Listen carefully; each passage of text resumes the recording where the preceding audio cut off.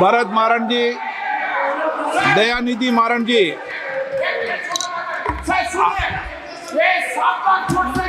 दयानिधि मारण।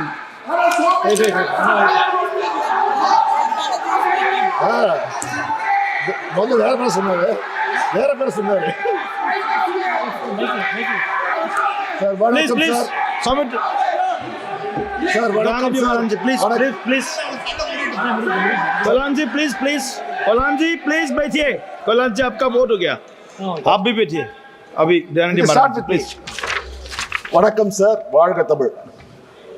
சார், நான் தமிழனாக பிறக்கவில்லையே, அடுத்த ஜென்மத்திலாவது நான் தமிழனாக பிறக்க வேண்டும். தமிழ் உலகத்திலே சிறந்த மொழி, அந்த பாக்கியம் எனக்கு கிடைக்கவில்லையே என்று. This is how he spoke. What he said was, it is unfortunate I was not born a Tamilian. I only wish I'll be born as a Tamilian in the next birth. I love the language of Tamil and the people of Tamil Nadu. This is our Prime Minister before the Tamil Nadu first phase election.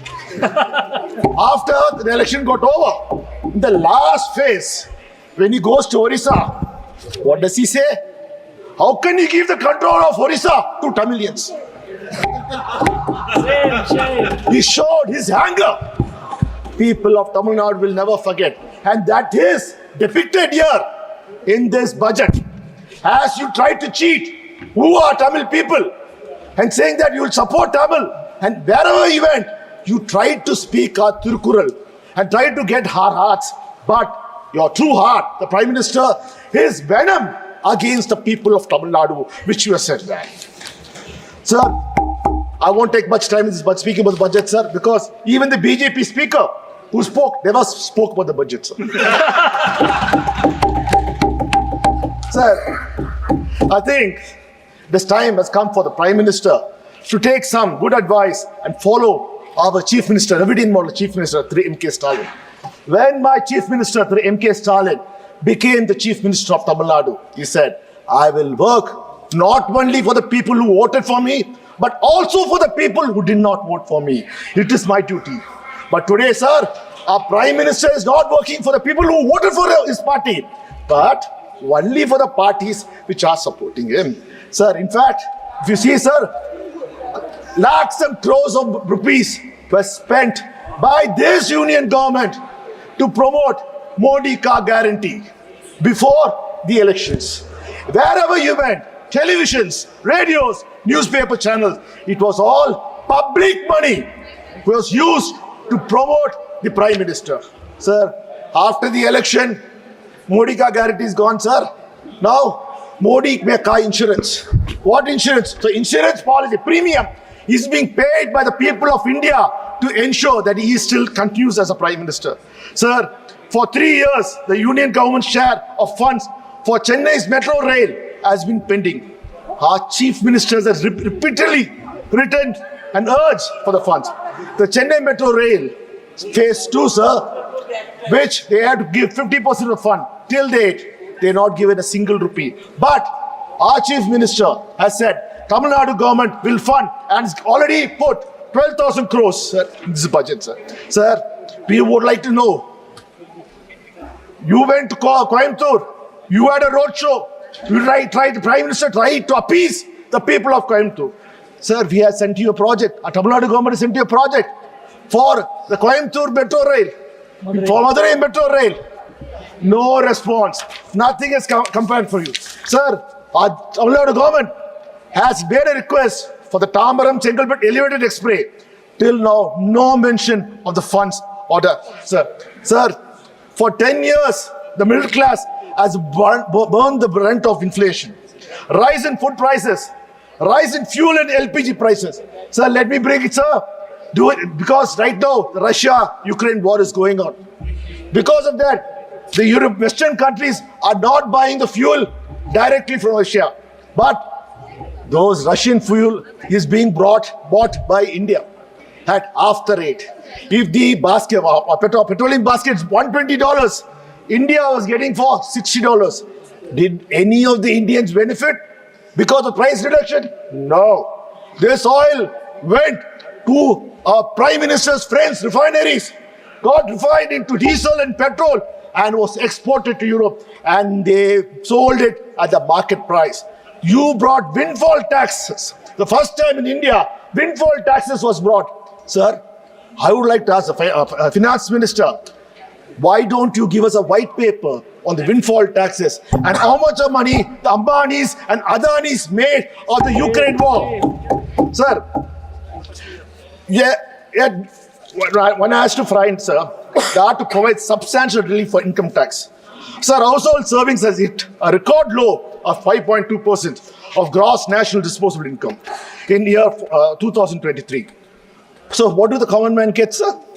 A saving of 1,458 rupees per month. That is the savings they are talking about, sir. Sir, you have announced targeted programs, irrigation and flood mitigation. Bihar gets the Koshi, Mehichi, Indra State Link. Assam, Sikkim and Uttarakhand are getting assistance for flood management. Himachal is getting assistance for reconstruction and rehabilitation. Sir, what about Tamil Nadu, sir?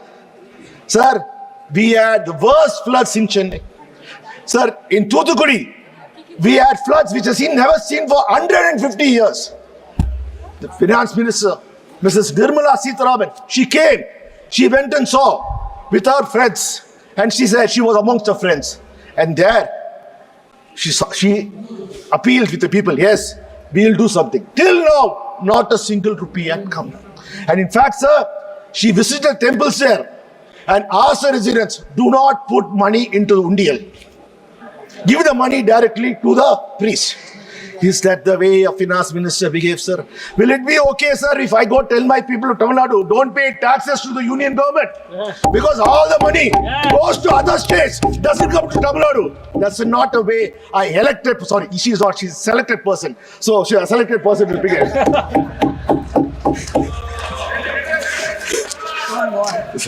Tamil Nadu has raised requests and asked the floods. Our chief minister made multiple visits to meet the Prime Minister and made a demand for 37,000 crores as disaster relief. You know how much the union minister and the union government gave Tamil Nadu, sir? You'll be surprised. You might even faint. The union government gave us only 276 crores so far. Yet it seems to be in balance. In announcing 11,500 crores to BR due to the political compulsions of this minority BJP government. Sir, when there was flood in Gujarat, the Prime Minister went there the very next day and announced a slew of support measures up to 1,000 crores immediately. But Tamil Nadu, after events, 7 months, there's no care.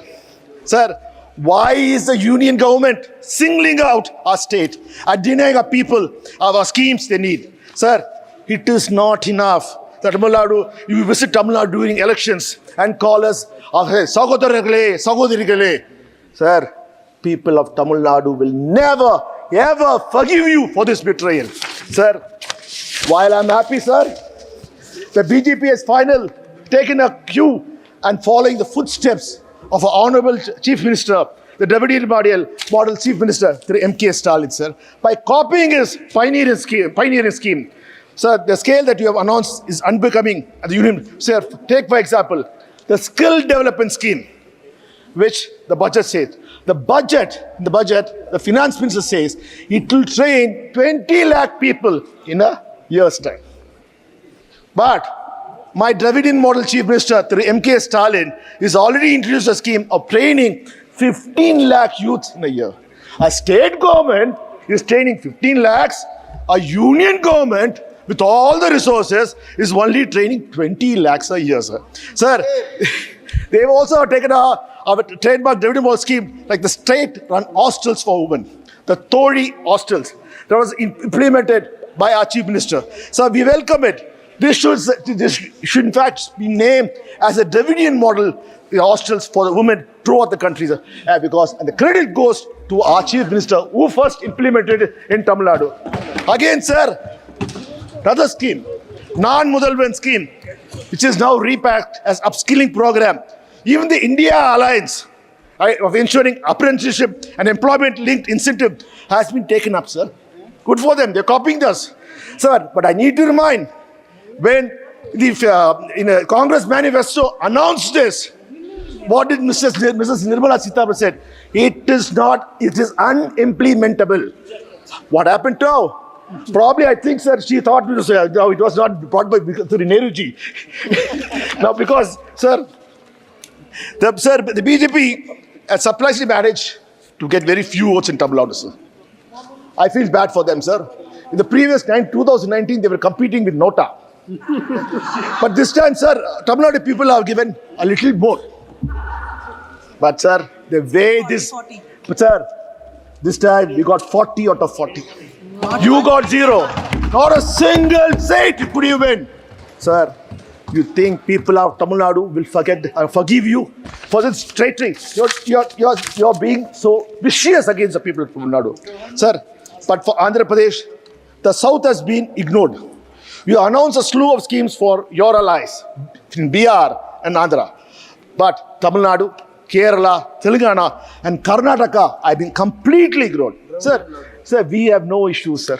Please, we want you to support Andhra Pradesh. We want you to support Bihar. We are not against it. But do not penalize others. Yes. Do not penalize other states. This reflects very poorly on you, sir. Sir, I thought Mrs. Nirmala Sitharaman was a very learned person. She has come out with a new policy, New East angle. Sir, yesterday I was scratching my head and wondering, what is the New East? The New East of India, Bihar comes, Andhra Pradesh comes, West Bengal doesn't come, sir, and Tamil Nadu is sharing border with Andhra Pradesh, and we don't come. So, whenever convenient, she is using it. Sir, there's a saying in Tamil, sir, "Enakku vandha ratham, unakku vandha takkali chutney." That means if I get injured, blood comes for me, but if you do something, it's only a tomato chutney.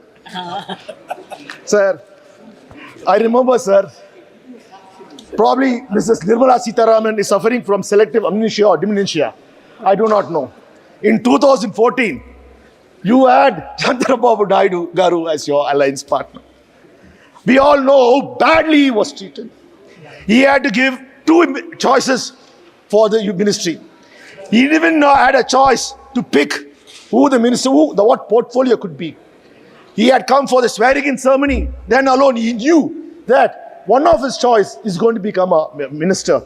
And that to the same civil aviation was given to them.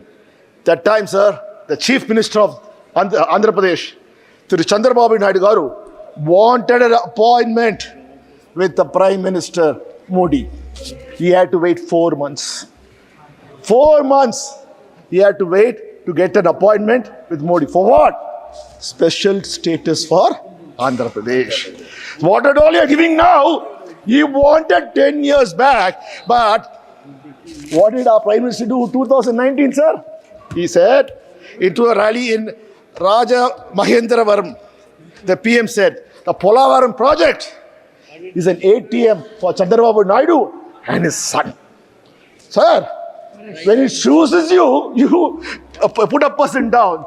But when you want to become a Prime Minister because of his help, the same ATM changes and becomes a very important machine for the country. ATM. Sir. Sir. And next thing, sir, the matter of 1 week, 15 bridges in Bihar collapsed. Normally, our Sangh Parivar would have come and said, corruption. And the bridges followed. We need CBI inquiry. We need ED inquiry. But what are you doing, sir? You're giving 26,000 crores to rebuild those bridges. Sir, you are rewarding the corrupt persons in Bihar because you want to stay in power and you say you're pure. How can we accept that, sir? Sir, there was a lot of hope in the budget. If everyone thought it would be a pro-poor budget, pro-farm budget, pro-youth budget, as we assumed, your humbling defeat would make you to come back clean and good for the people. Sir, expenditure on social service is crucial for a developing nation like India.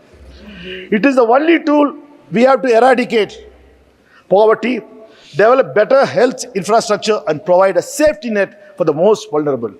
As per the government estimates, sir, they always compare the amount spent this year versus the last year to show how overall the welfare expenditure has grown at a CAGR of 12.8% education. Sir, education by 9.4, health by 15.8, and claim is a record expenditure. Sir, the devil is in the details. Looking at the figure in terms of percentage of total expenditure reveals a different story. Sir, expenditure on education was just around 1.9% for the year 2017-18, which has fallen to 1.7 in 2023-24. Medical and public expenditure has decreased from 0.8 to 0.16. Welfare schemes for the scheduled castes, scheduled tribes and minorities have declined from 0.16 to 0.13. There is no mention of census. This is the fifth budget being presented without the census. This is the first government since independence that has failed to conduct a census even 3 years after the pandemic. Sir, you compare yourself with other countries. I'm going to become the fifth largest economy in the world. Sir, 143 countries in the world after the pandemic have conducted the census successfully and managed to get the data. So what does it mean?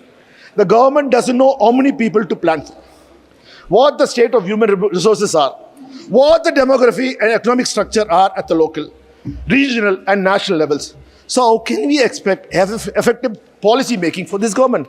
One wonders if you're avoiding to conduct census because of the pressure from within your dependable allies for a caste-based census. Sir, budget lets down the poor, fails to address the growing economic equality. Sir, usually the GDP, sir, when Manmohan Singh, as a prime minister, former prime minister, took over, sir, the GDP in 2004 was 54.8 lakh crores rupees. Sir, GDP usually doubles every 10 years.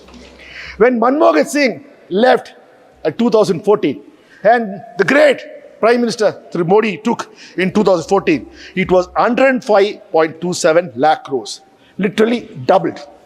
Sir, that means after 10 years, let's do the maths. You should have doubled. You should have been more than 200 crores, sir. A GDP, 200 lakh crores. But your governance has brought in for 2023-24, it is only 173.82 lakh crores, sir. This shows that you are not performing as you claim to. Budgets are aimed to stimulate growth. The economic survey says India's real GDP grew by 8.2% for the year, financial year 24, marking a growth of over 7% for the third consecutive year. It forecasts that in a modest 6.5 to 7%. Sir, but what is growth? It is just the increase of the size of economy, or is an equitable distribution of wealth from the growth? Who is benefiting from the growth? Sir, is the 3.44 crore people living in extremely poverty in country. After all, they are the ones most affected by macroeconomics indicators like inflation in food prices.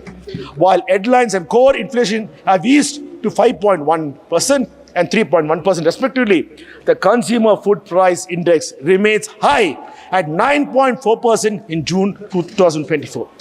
Economic inequality has widened significantly over the past under the BJP's crony capitalism government. The wealth of Indian billionaires has increased, that means Modi's friends, has increased by 35% in 2020 alone, while millions were pushed into poverty due to the pandemic.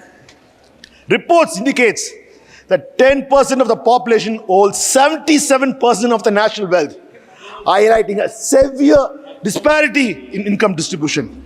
There is another outstanding statistics with this as well. By 22-23, the top 10% of the country's population has 22.6% of all income and own 40% of all the wealth of the country. Sir, this is worse than the colonial era. This is worse than the British Raj. This is how the BJP is taking our country, sir. Sir, youth and employment data. So this is the elephant in the room. Despite promises to create 2 crore jobs annually, the reality been starkly different. The unemployment rate rose by 45 for 6.1 in 2018 to 17.8, sir. It peaked, sir. This was much before the pandemic. So we can't blame the global situation. Today the situation is worse. One side, the Ministry of Labour and Employment is saying that as per the latest available periodic labour force survey, reports that estimate unemployment rate on usual status of person of age 15 years and above was 4.2 in 2021, 4.1 in 22, and 3.2 in 23, respectively. Sir, but the data from the Center for Monitoring Indian Economy, an independent think tank, says the unemployment rate was 8% in 2020-21, 5.9% in 21-22, and 7.3% in 2022-23. This belief is far more believable on the ground reality. According to the CMI data, the unemployment rate in India stood at 9.2% in June 24. So a sharp increase from 7% in May 24. CMI Consumer Pyramid also shows that the female unemployment reached 18.5%, exceeding the national average in June 24. This up from 15.1% the same period last year. At the same time, male unemployment stood at 7.8, slightly higher than 7.7 in June 2023. Sir, why the labour participation rate rose to 41.4% in June 2024 from 40% in May and up from 39% in June? The rural unemployment rate rose to 9.3 in June from 6.3 in May. The urban unemployment rate climbed from 8.6 to 8.9. The contrast sharply with figures of 2040, where the unemployment rate was 5.44 during the UPA regime. So the finance ministers have highlighted the BJP's 9 crucial priorities for transforming India into a developed country by 2047. The 9 priorities for generating ample opportunities for India's is included: productivity and resilience in agriculture, employment and skilling, inclusive human resources development, social justice, urban development, energy security, infrastructure, innovation, research and development, and next generation reforms. Sir, let us take one by one. Sir, productivity and resilience in agriculture. An inter-ministerial committee in April 2016 was set up in 2016 to lay out a roadmap to double farmers' income by 2022, as promised by the Prime Minister. They used 2012-2013 National Sample Survey Office data to estimate. The national average annual income of Indian farmers was 96,000 in 2015-16. Based on this, the committee set the targeted double income at 1,92,694 at 2015-16 constant to 2,71,000 at the current price in this. To achieve those levels, farm income would have to grow annually by 10.4% over the next 7 years, the committee calculated. While the data of 22-23 is not available, according to the last situational survey data released by 2022, the average annual income of the farming household increased from 96,703 in 2015-16 to 1,22,616 in 2018. This suggests the annual growth in farmers' income has been mere 2.8%. Even this growth has been driven from non-farm income, since income from crop cultivation declined by 1.5% annually since 2015-16. Sir, at this point, when this government came, they did promise, sir. I was also surprised that a mega project of interlinking of rivers will be taken. Sir, how many rivers have they interlinked, sir? Can they give us a white paper on that, sir? They changed the ministry into Jal Shakti ministry, sir, because they want to interlink rivers. Sir, what a scam, sir. They've been cheating us all along. So now let's come to employment and skilling. So I've already presented my case of unemployment issues and lack of scale in skill development issues. I remind you again, the budget says it will train 20 lakh youth across the country, while my state, my chief minister, the Revenue Minister, Sri M.K. Stalin, is providing training for 15 lakh youths per year. So there's a wide gap from a state to a country. Sir, inclusive human resource development. The government strategy for inclusive resources, human resource development, and social justice focus on comprehensive growth across various sectors. Programs for education, health, and economic improvement, enhancing schemes like PM Vishwakarma and PM Savanidhi to support artisans, self-help groups, and entrepreneurs.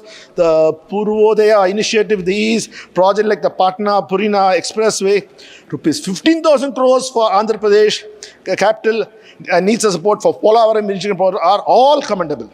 But why is my state, Tamil Nadu, not included? Why is all the other states not included? I will ask. The people of India would like to know, sir. Whereas the report card of, sir, for how similar schemes are fared in the past, many questions on these topics have only given vague data on funding and outcomes. Sir, India's public healthcare remains underfunded and overburdened. The country's healthcare expenditure is still averaging around 1.28% of the GDP, much lower than the global average of 6%. Rural areas face severe shortage of doctors and medical facilities. So how exactly will you have inclusive human resource development? Sir, let's come to social justice. Caste-based discrimination and social inequalities persist. Dalits and other marginalized communities continue to face significant social economic challenges. Inclusive policies and robust implementations are needed to ensure social justice. But all we see is welfare schemes being ignored and spending being cut for these sections that requires a social security or a safety net. Sir, we from Tamil Nadu, our Chief Minister, have been repeatedly explained how NEET is an anti-social justice. Yet, you still remain adamant on not abolishing it. Sir, our Speaker comes from Kota. This is his constituency. Every year, more than 22 students commit suicide because of their fear of facing NEET. Same thing is coming for a state. Sir, this is the future of our children. Your arrogance should not come in the way. Sir, this is not what we want. Sir, this is anti-social. This is against the social development. I hope you open your eyes after all the scams. Do not cover it up and try to push it. Sir, next is they're talking about urban development. You refuse to fund our Chennai Metro Bridge projects or any other metro projects.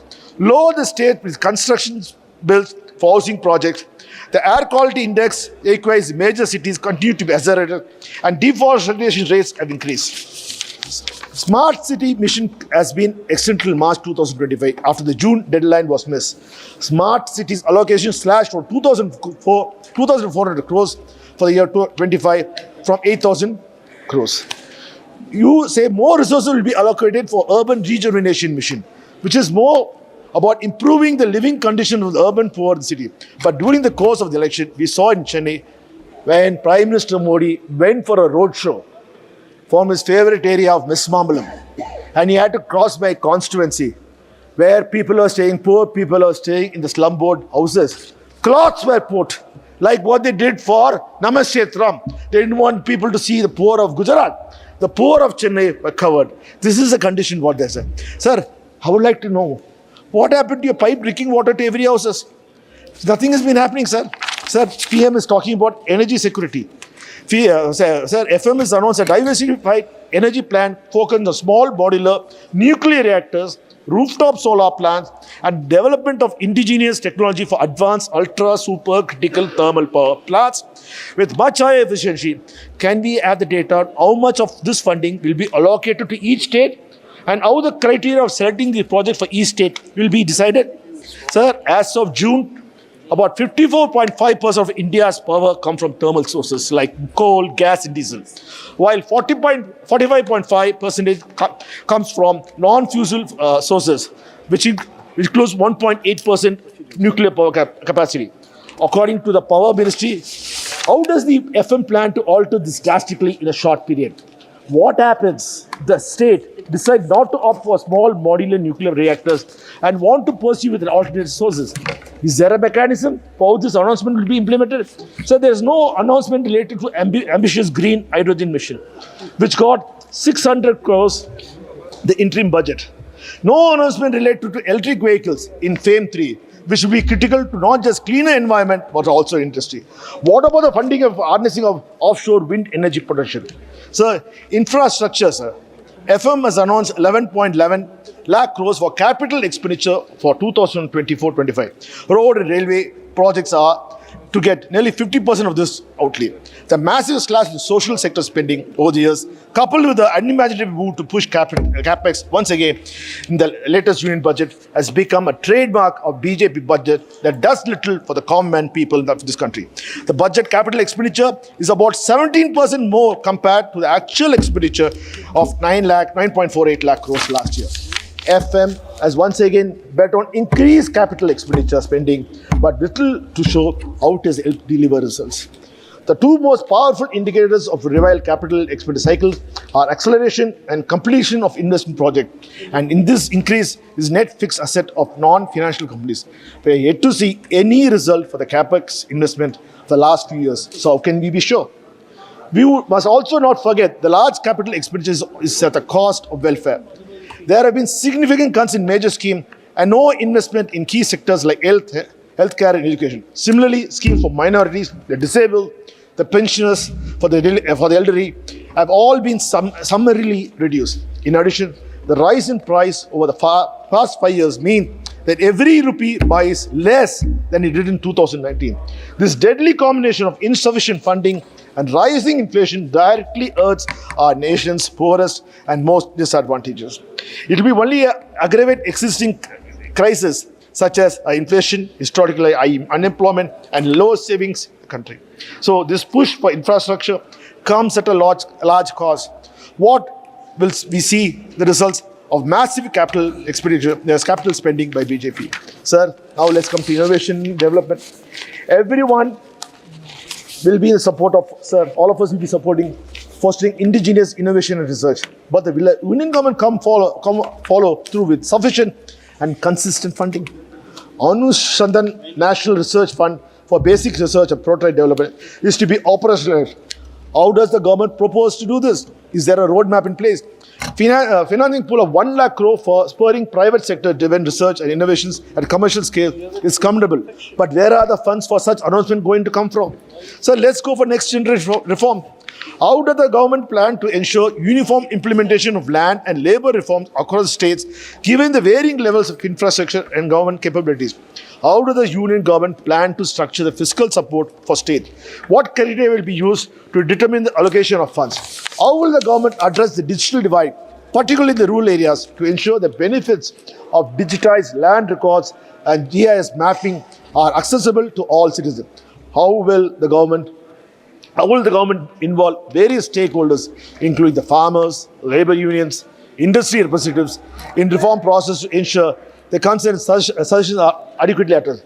We already saw how your farm laws backfired due to lack of consultations. In conclusion, sir, Chairman, sir, the union budget has again failed to meet the aspiration of the middle class of the people. Sir, one would like to ask, today, nearly 4 lakh crores has been promised as a subsidy for Andhra Pradesh and for Bihar to support you being the Prime Minister. I would like to ask, from where is the money going to come? At whose cost are you going to do this? Sir, I again will demand, again we would like to say, sir, very well, sir. Please conclude.